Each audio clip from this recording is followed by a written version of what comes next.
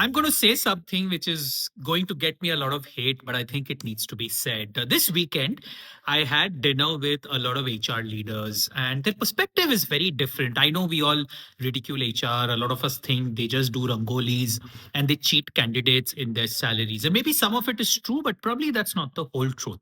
Here is the perspective on the other side from the HR leaders. Number one, that HRs often get blamed for bad culture, 100-hour culture, toxic culture, but they report to the CEO. And the CEO, if he's toxic, HR cannot do much because they have responsibility, but they don't have power to do anything with the CEO. It's a big problem to have. Secondly, some candidates are quite unprofessional. They will get the offer, they will use the offer letter to negotiate at another place. They'll accept the offer, they'll confirm a joining date, and they won't land up. And months of planning for the HR typically goes haywire. Number three, there are a lot of issues with the employees. Some people are not happy. There are sexual harassment cases.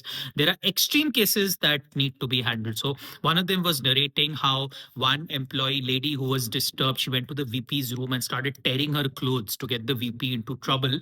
Thankfully, the cameras were there in the room, so the VP didn't get into trouble. So there are a lot of issues which HR deals with, and it is honestly a thankless role. So the next time you see an HR, maybe be a bit more empathetic to them. Maybe they are not as bad as we think they are. What do you think? Drop your comments and